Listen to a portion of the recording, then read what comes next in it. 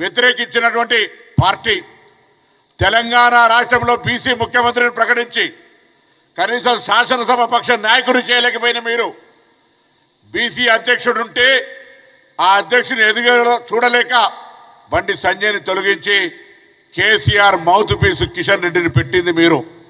ఇవాళ అసలు ఆర్గనైజేషన్కు సంబంధించి భారతీయ జనతా పార్టీ తెలంగాణలో ఇంత బలైన వర్గాల ఒక చర్చ జరుగుతుంటే అన్ని రాజకీయ పార్టీలు మొన్నటికి మొన్న 5 ఎమ్మెల్సీలు వస్తే 5 ఎమ్మెల్సీలు బలైన వర్గాలకు ఇచ్చే సందర్భం అయితే మంత్రివర్గం కూడా బలైన వర్గాల మేరకే కూర్పు జరుగుతుంటే నాదో దారి తలో దారి అందరిదో దారి అయితే నాదో దారి అన్నట్టు మీ ఫ్యూడలిస్టిక్ మెంటాలిటీతోటి బీజేపీ అధ్యక్షుడిని నియమించుకొని ఆయన రిజర్వేషన్ల గురించి మాట్లాడతాడు.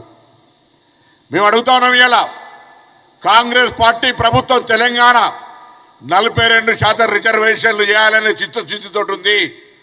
భారతీయ జనతా పార్టీకి ప్రాతినిధ్యం వహిస్తున్నటువంటి కిషన్ రెడ్డి గారు, బండి సంజయ్ గారు, లక్ష్మణ్ గారు, ఇతర 6 ఎంపీలు ఇంక్లూడింగ్ ఆర్ కృష్ణయ్య గారితో సహా కృష్ణయ్య గారు వచ్చి మా గౌరవ ముఖ్యమంత్రి గారు కూడా కలిసిపోయినారు.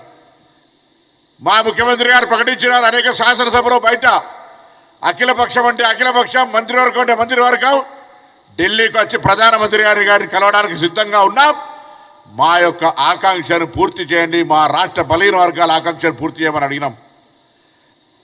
ఢిల్లీకి రారు, మాకు అవకాశం ఇయ్యరు, మీరు మమ్మల్ని రెస్పాండ్ గారు, మళ్ళీ అనవసరమైనటువంటి విమర్శలు చేస్తారు. ఏం చేయమంటారు చెప్పండి.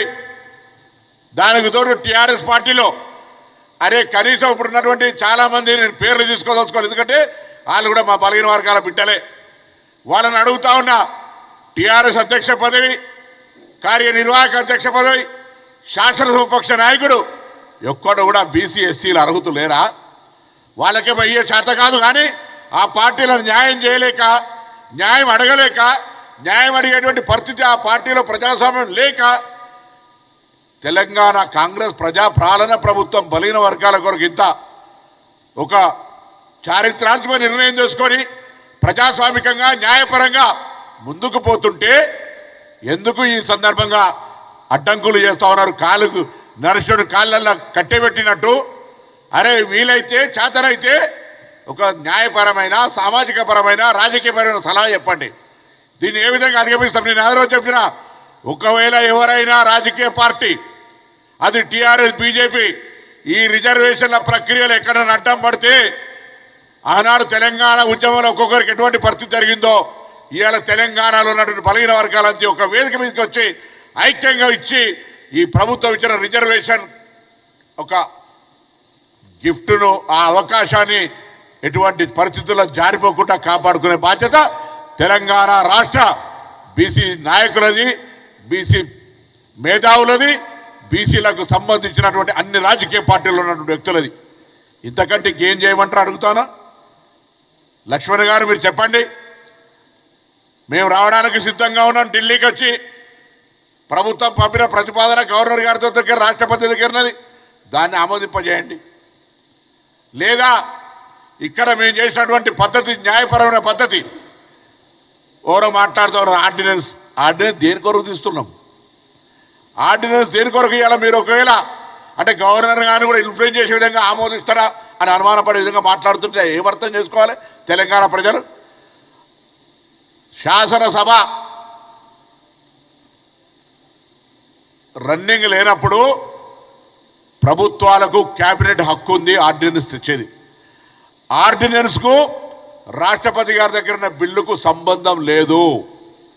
దయచేసి తెలంగాణ ప్రజలు, మీడియా ప్రజలు కూడా దయచేసి కావలసుకొని దాన్ని రాజకీయం చేసి డిఫరెంట్ మోడ్ ఆఫ్ డిస్కషన్ చేయడానికి ప్రయత్నం చేస్తున్నటువంటి బీజేపీ, ముందు నుంచి బీజేపీ మనస్తత్వమే Mandal counter Kamandal. Backward class chief minister announcement, BJP అధ్యక్షుడు ఇంకొక పార్టీ, ఇంకొక వ్యక్తి, వాళ్ళ విధానం అది, వాళ్ళ సిద్ధాంతం. కానీ Congress party BC, SC, ST, మైనార్టీల ఛాంపియన్, సామాజిక న్యాయానికి single care of address Congress party. ఇలా మేము చేస్తున్నటువంటిది 2018 పంచాయతీరాజ్ యాక్టులో ఆనాటి కోర్టు తీర్పులకు అనుగుణంగా అవును, సీలింగ్ 50% ఉంది. రేపు మేము 42% అమలు చేయాలంటే దాటిపోతున్న సందర్భంలో ఆ క్లాస్ తీసేసినాం. దానితో న్యాయపరంగా ఏం చిక్కులు వస్తాయని వీళ్ళే ముందు ఊహించి, ఎందుకు వస్తాయి?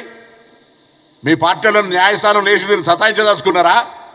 ఇప్పటికే మీరు బీజేపీ టీఆర్ఎస్ పార్టీలు రెండు ఒకటే, ఢిల్లీలో తోస్తే గలీలో కూర్చొని ఇద్దరు వాయిస్ ఒకటే. చూడండి, ఏం మాట్లాడినా వాళ్ళు ఇద్దరు కలిసి దొంగ దొంగ అన్నట్టుగా ఇద్దరు కూడా కలిసి కాంగ్రెస్ పార్టీని సిద్ధాంతపరంగా వ్యతిరేకించడానికి బీసీలకు చేస్తున్న న్యాయాన్ని అనుమానాస్పదంగా ఒక చిత్రీకరించే ప్రయత్నంలో మీరే న్యాయపరమైన చిక్కులు తెచ్చే విధంగా పార్టీనే ఆనాడు మండలంలో కమండలు ఎట్లా అన్నారో ఇప్పుడు లీగల్ ఇష్యూస్ తెచ్చే ప్రయత్నం చేస్తున్నా.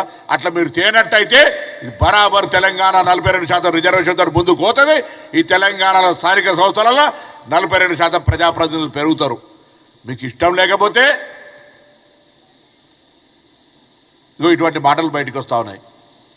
ఇష్టం ఉంటే ఎస్, స్థానిక సంస్థల 42% బీసీ రిజర్వేషన్లు స్వాగతిస్తారు. కడుపులో కత్తులు పెట్టుకొని అలుముకున్నట్టుగా బీసీల గురించి మొసలి కన్నీరు గారుతున్నట్టుగా.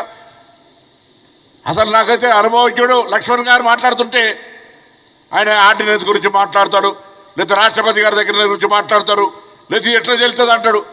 అరే పెద్దోడివి, వయసులో పెద్దోడివి, అనుభవంలో పెద్దోడివి, పార్టీ అధ్యక్షుడు చేసినావు, రేపో మాపో జాతీయ అధ్యక్షుడు పేరు వస్తుంది. వీటన్నిటికీ మూలం భారతీయ జనతా పార్టీలో బీసీ నాయకులకు ప్రాధాన్యత ఇవ్వాలి కాబట్టి నీకు అర్హతలు వస్తున్నాయి. అది మర్చిపోయి ఇలా బీసీలకు అన్యాయం జరగటానికి పార్టీ పరంగా నీకు ఒకవేళ పెద్దలు నువ్వు తెలంగాణలో కాంగ్రెస్ పార్టీ తెస్తున్నదాన్ని వ్యతిరేకించు, నీకు ఆల్ ఇండియా ప్రెసిడెంట్ ఇస్తామని చెప్తే కూడా దయచేసి పోకన్నా. ఇవాళ ఒక కాడ ఈ రాష్ట్రంలో శురువైతే ఇవాళ కులగణన ఇక్కడ శురువైంది కాబట్టి దేశంలో భారతీయ జనతా పార్టీ రోల్ మోడల్గా తీసుకొని ముందుకు పోతా ఉంది. ఇట్లానే 42% ఇక్కడ శురువైతే మనం తమిళనాడు మనకంటే ముందున్నారు. ఇవాళ ఇట్లా ఇక్కడ శురువైతే దేశం మొత్తంలో ఒక సామాజిక న్యాయం వస్తుంది. నేను ఒక మీటింగ్లో జైస్వాల్ మీటింగ్లో ఒక రాకేష్ జైస్వాల్ మీ బీజేపీ అయినా పిలుస్తామైనా బీజేపీ ఎమ్మెల్యే వారణాసి అయిన మనోజ్ చెప్తాడు, అనిల్ యాదవ్ ఉండే ఆ రోజు, ఏ బహుత్ బడి విప్లవాత్మక నిర్ణయం ఇది, దాన్ని నిజంగా దేశంలో కులగణన జరుగుతోంది, రాష్ట్రం మీద ఆదర్శమని పక్క ఆర్ఎస్ఎస్ వ్యక్తి మాట్లాడుతూ ఉండు. మీ పార్టీలో కూడా స్వయం సేవకులు కావచ్చు, విశ్వ హిందూ పరిషత్ వాళ్ళు కూడా వారికి అభిమానం బలహీన వర్గాలకు న్యాయం చేస్తుందని కాంగ్రెస్ పట్ల ఉన్నది. మీరేమో రాజకీయంగా ఆలోచన చేస్తూ ఉన్నారు. అందుకే ఇలా మళ్ళొక్కసారి తెలంగాణ కాంగ్రెస్ బలహీన వర్గాల ప్రజాప్రతినిధులం హృదయపూర్వకంగా అన్ని రాజకీయ పార్టీలకు విజ్ఞప్తి చేస్తూ ఉన్నాం. మా పార్టీ చిత్తశుద్ధితోటి ప్రభుత్వము పార్టీ 42% రిజర్వేషన్లు ఇవ్వడానికి న్యాయపరంగా, చట్టపరంగా, ప్రజాపరంగా ఒక ప్రక్రియ చేపడుతుంది. మీకు ఎక్కడైనా లోపం చూపిస్తే ప్రైవేట్గా మీరు మాతో మాట్లాడినటువంటి అంశాలు ఇక్కడ మైకులో చెప్పలేం. మీరు చేసుకుంటా పోమనేటువంటి ఆలోచనతో ఒక బలహీన వర్గాలుగా జరిగినటువంటి అంశాలకు సంబంధించి. కానీ ఇవాళ ఈ ప్రక్రియ తెలంగాణ సమాజానికి ఒక దిక్సూచి మార్పుకు శ్రీకారం చుడుతూ ఉంది. అందుకే దయచేసి ఎవరైనా ఆలోచన డిఫరెంట్ ఉంటే, మీకు ఏదైనా డౌట్ ఉంటే తెలంగాణ రాష్ట్ర బీసీ వెల్ఫేర్ మినిస్టర్గా I'm ready to clear with my officer or నా సహచార మంత్రులతో కలిపి. కానీ అనవసరంగా దీన్ని కాళ్ళలో కట్టబెట్టి ఈ ప్రక్రియను మీరే ప్రోత్సహించి రెచ్చగొట్టి న్యాయపరమైన చిక్కులు తెచ్చేటువంటి, అరే సొంతంగా అనేక డాక్యుమెంట్స్ ఉంటే కూడా కోర్టుకు పోతే అప్పుడప్పుడు ఇంజక్షన్ ఆర్డర్ చేయిస్తారు. ఇలా మీరు అటువంటి దురాలోచన పెట్టుకోకండి, దుర్బుద్ధి మానండి. ఇలా ఈ ఆషాఢ మాస బోనాలు అమ్మవారిని అదే కోరుతున్నాం. ఇటువంటి వాళ్ళ బుద్ధులన్నీ మారి ఈ 42% రిజర్వేషన్ల ప్రక్రియ సాఫీగా జరగాలి, లోకల్ బాడీ ఎన్నికలు జరగాలి, బీసీలు 42% స్థానిక సంస్థల ప్రజాప్రతినిధులు కావాలని కోరుకుంటాను. కాబట్టి దయచేసి భారతీయ జనతా పార్టీలో ఉన్నటువంటి మంత్రులు, పార్లమెంట్ సభ్యులు, బీసీ పార్లమెంట్ సభ్యులు అరవింద్ గారు, డి శ్రీనివాస్ గారు ఒక బీసీ నాయకుని కొడుకు, బండి సంజయ్ గారు విద్యార్థి ఉద్యమాల నుంచి వచ్చిన వ్యక్తే, ఈటల రాజేందర్ బలహీన వర్గాలకు సంబంధించినటువంటి అంశాల మీద మాట్లాడే వ్యక్తి, ఆర్ కృష్ణ అయితే నేను బీసీలో ఛాంపియన్ అని చెప్పే 4 బీసీలుండి, లక్ష్మణ్ గారు రాజ్యసభ సభ్యులుండి, ఇప్పుడు కూడా తెలంగాణలో తెచ్చినటువంటి దాన్ని మీరు డిఫరెంట్ కోణంలో చూస్తే చరిత్ర మిమ్మల్ని ఏమనాలి, ఏం అవుతుందో ఒక్కసారి ఆలోచన చేసుకోండి. మేము రెడీగా ఉన్నాం, బేసిజం లేదు మాకు. తెలంగాణ 42% అమలు జరగడానికి భారత ప్రధానమంత్రి గారిని కలవడానికి ఇప్పటికీ మీరు ప్రధానమంత్రి అపాయింట్మెంట్ ఇవ్వకపోతే కేంద్ర సాంఘిక సంక్షేమ శాఖ మంత్రి వీరేందర్ కుమార్ గారిని మొత్తం సహచార మంత్రులు అందరం కూడా ఆ రోజు విత్ ఎమ్మెల్యేస్ అందరం కూడా కలిసి రిప్రజెంట్ చేసినాం. ప్రాసెస్ అయితే ఉంది, అఫీషియల్ సర్క్యులేషన్ జరుగుతూ ఉంది. వాళ్ళు అడిగినటువంటి అనేక అంశాల సమాచారం ఇస్తూ ఉన్నాం, మేము ఊహిస్తూ ఉన్నాం, మేము అభ్యర్థిస్తూ ఉన్నాం. గౌరవ రాష్ట్రపతి గారు వారు కూడా ఒక రిజర్వేషన్ కేటగిరీకి సంబంధించిన తల్లి. ఇవాళ మీరు ఇచ్చే నిర్ణయం, మీరు తీసుకోవాల్సిన నిర్ణయం ఎటువంటి రాజకీయ ఒత్తిళ్లు లేకుండా తెలంగాణ బలహీన వర్గాల అభ్యర్థన మేరకు తెలంగాణ బలహీన వర్గాల ప్రజల ఆకాంక్షలకు అనుగుణంగా తెలంగాణ ప్రజాపాలన ప్రభుత్వం తీసుకునే నిర్ణయాన్ని గవర్నర్ గారు పంపిన దాన్ని ఆమోదించి పంపు తల్లి అని అందరం కూడా విజ్ఞప్తి చేస్తూ ఉన్నాం, కోరుతూ ఉన్నాం, ప్రార్థిస్తూ ఉన్నాం. భారతీయ జనతా పార్టీ ఆ దిశలో కార్యాచరణ తీసుకోవాలి. ఇప్పుడు నేను చెప్పిన బలహీన వర్గాల ప్రజాప్రతినిధులందరూ మౌనంగా ఉంటే అది అతిపెద్ద నేరం. లక్ష్మణ్ గారేమో నేరుగా విమర్శ చేస్తూ ఉన్నారు, మిగతా వాళ్ళు మౌనం ఉంటా ఉన్నారు. దయచేసి ఊరికనే గుడ్డు కెంటికల్లెక్కేటే పని వద్దు, ఊరికనే రాజకీయం చేసేది అతిగా. మేము చెప్తా ఉన్నాం, మా గురువు చొక్కారావు గారు చెప్పింది రెండు ముచ్చాడు, అయితే చట్టాన్ని ఆమోదించు, లేదా ప్రజాభిప్రాయానికి అనుగుణంగా నడువు అని చెప్తా ఉన్నాడు.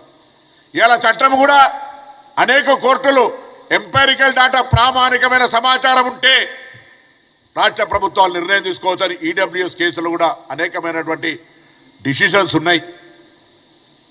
ఒకటే ఊరికే 50% ఈడబ్ల్యూసి ఇచ్చిన నాడు ఇవాళ తెలంగాణ కూడా 62% దాటిపోయింది. ఇవాళ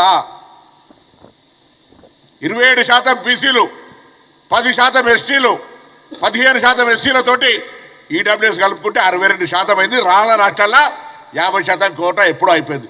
ఒక్కసారి ఈడబ్ల్యూఎస్ కోసం 50% కోటా మీరు ఎత్తేస్తే 42% బీసీల రిజర్వేషన్ కోటా మా కొరకు ఎందుకు ఎత్తేయరు?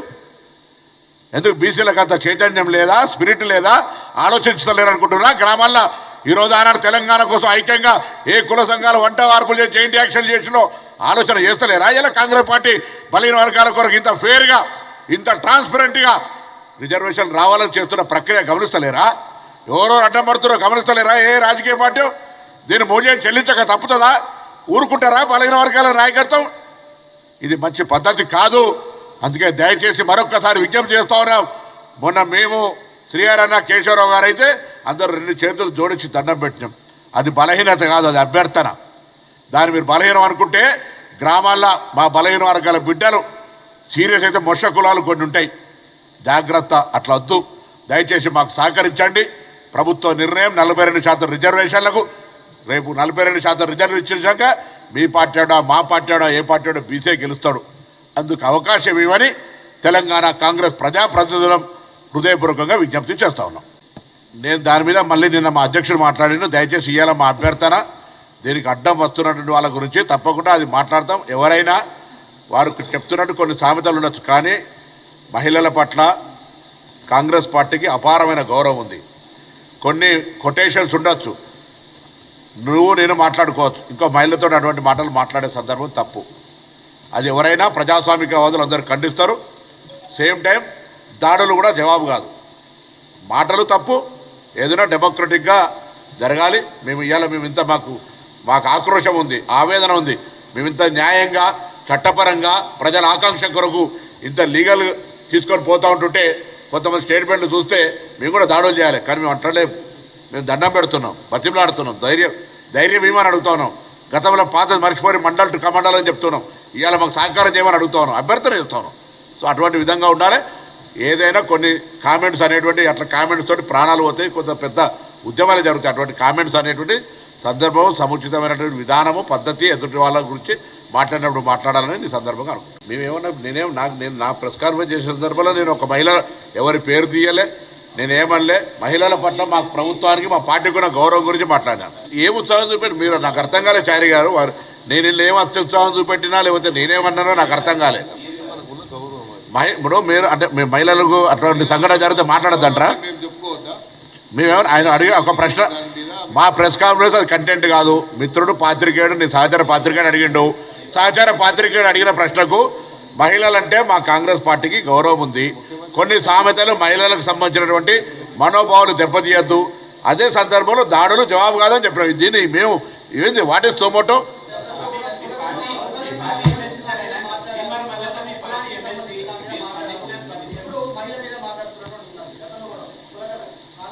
అందరికి నమస్కారం. దయచేసి తప్పకుండా మా 42% రిజర్వేషన్కు ఎవరు అడ్డం రావద్దని విజ్ఞప్తి చేస్తూ ఉన్నాం, అభ్యర్థిస్తూ ఉన్నాం. దయచేసి